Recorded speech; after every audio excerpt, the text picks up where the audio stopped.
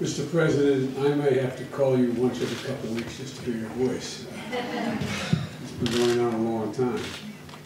Good afternoon, everyone. It's a great pleasure to be once more here in Kyiv to reaffirm the depth of the partnership between our two peoples. This is my sixth visit to Ukraine as Vice President, and my fifth in the years since the Revolution of Dignity on the Maidan, which was an astounding thing to witness. When so many Ukrainian patriots stood up and demanded a future that this country has been too long denied. And I wanted to come here one more time on my last trip as Vice President to honor how much progress the people of Ukraine have achieved. This year marks the 25th year since Ukraine gained its independence, and the United States has been there to support and help you at every step of the way. Our partnership has spanned 4 different American presidents from across our political spectrum. It has deep roots in both the Republican and Democratic parties.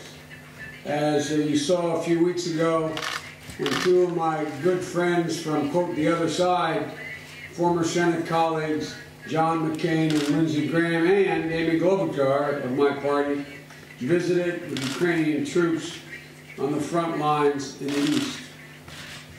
And that's because Americans and Ukrainians are united by deep bonds, our shared values, and our common hopes for the future. And the American people, including nearly 1 million proud Ukrainian Americans, understand that so much depends on your success, not just for Ukrainians, but for Europe and for the United States. If you continue carrying your progress forward, then not only will you continue to build a more open, more democratic, more prosperous future that the Ukrainian people deserve, you will keep the international community united behind you in that effort. And I hope the next administration will also want to be a supporter and a partner in your continued progress. But as you know, no one else can do the hard work but the Ukrainian people. It's up to Ukrainian leaders and people to put the needs of the country above narrow personal interests, to place the general good above point scoring and local prejudice. And that goes for everyone. Members of Ukraine's government, representatives of the Rada who took an oath to serve the Ukrainian people as a whole, judges who undertake the responsibility to dispense justice equally, members of the media and civil society, and ordinary citizens whose job it is to hold those in power responsible.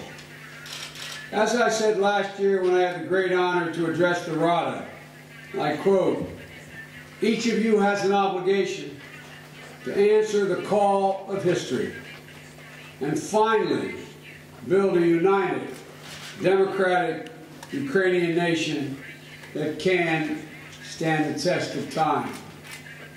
You're well underway to do that, Mr. President. So I wanted to thank you, Petro, not only for your leadership, but for your friendship.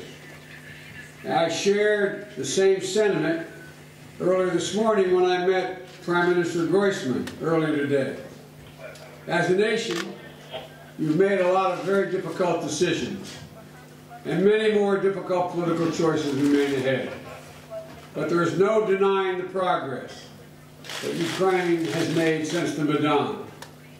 Together with a dynamic generation of Ukrainians committed to reform, you've begun to overhaul your government, your economy, your entire political system.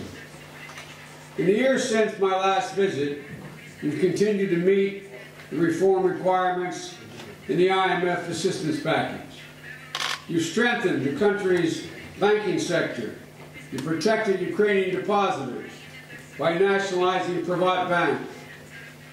You implemented groundbreaking new electronic asset declaration system to fight corruption, which will help ensure that officials cannot leverage their political positions for personal gain. Your National Anti-Corruption Bureau and the Special Anti-Corruption Prosecutor are providing and proving their impact when they have the resources. And it's imperative that you continue to strengthen all of your anti-corruption institutions to root out those who would return Ukraine to rule by cronyism and kleptocracy. Thanks to the vital steps you've taken, your economy is now growing again. But there remains much work to be done to ensure Ukraine finally realizes its potential as a vibrant, modern economy. Keep working with the IMF to implement the tough reforms that will make Ukraine's economy sustainable. Continue cleaning up the banking system. Press forward with energy reforms that are eliminating Ukraine's dependence on Russian gas. Work to privatize state-owned enterprises transparently. Create a business environment with responsible legal and regulatory systems that make Ukraine a destination for investment. None of this will be easy. None of what you've done so far has been easy, but you've done it. And we know it's going to be hard to continue to finish the job. You're fighting both against the cancer of corruption, which continues to eat away at Ukraine's democracy within, and the unrelenting aggression of the Kremlin. Russia's continued attempts to undermine your success, your security, your sovereignty, and your territorial integrity are manifold. False propaganda attacks, attempts to destabilize your economy. Ukraine, like every country in Europe, has a right to determine its own path. Yet Russia seeks to deny that choice. And the international community must continue to stand as one against Russian aggression and coercion. There are over 1.7 million internally displaced people. Oppression of Crimean Tatars continues. More than 9,600 Ukrainians have been killed in the fighting in the east, and more than 22,000 wounded in the conflict. And fully 1/5 of those victims have been civilians. That's why, in addition to the $3 billion loan guarantees and the $750 million in assistance to fortify your economic resilience, the United States has provided $600 million in security assistance. We've trained your National Guard, conventional military forces, as well as special forces. Helped to increase your readiness and make your force interoperable with NATO. Provided armor, radars, night vision devices, medical equipment, all of which has saved lives and bolstered your defenses.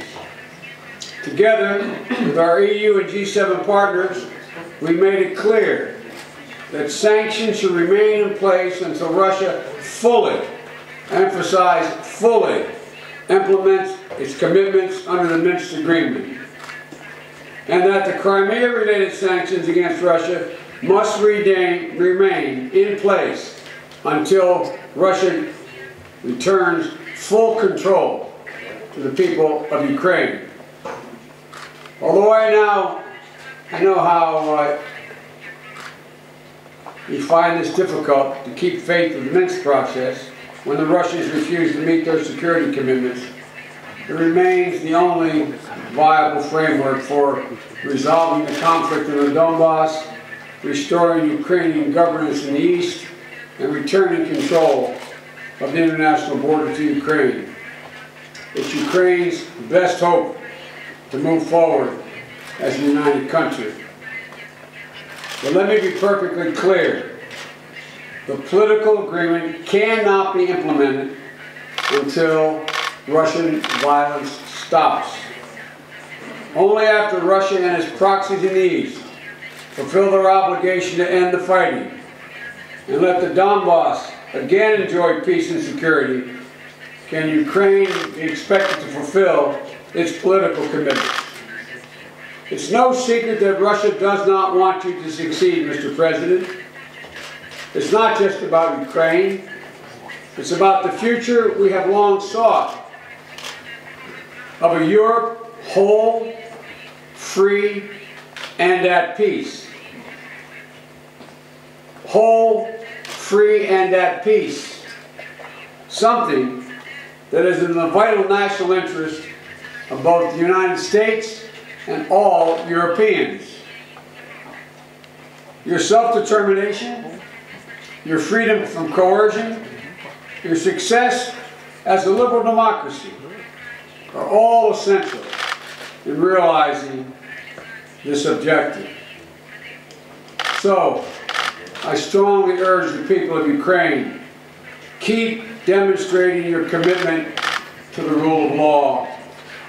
Keep fighting corruption. Insist on transparency. Investigate and prosecute government officials who siphon off public funds for their own enrichment. Russia, over the last decade or so, has used another foreign policy weapon. It uses corruption as a tool of coercion to keep Ukraine vulnerable and dependent. So pursue those reforms to root out corruption. It's not just about good governance. It's about self-preservation. It's about your very national security. It's not just about good governance. As I said at the beginning, this year our nations celebrate 25 years of diplomatic relations. Over that time, progress has come in fits and starts. Sometimes we move forward, sometimes backwards. But the Ukrainian people are like the American people. They never give up. And one of the things that gives me the most hope for the future is the incredible energy and passion of Ukraine's young people. I've met with them on each of my previous visits here, and I have no doubt that they will inspire, demand, and always succeed in attaining the Ukraine that has been sought for so long. On a personal note, Mr. President, I want to say what a privilege it has been to support and stand with Ukraine over these past 25 years, first as a senator and of late as vice president. I've been inspired by your people, their courage, their resilience, brave Ukrainians who never gave up hope for a future of something better, who got up and go to work every day for a democratic and united Ukraine. And if you can continue to make progress, Mr. President, if you keep doing the hard work and making the difficult choices to put Ukraine first, I promise you the American people will stand with you. This next year is going to be a very, very telling year. A very telling year. There's a line that John Kennedy used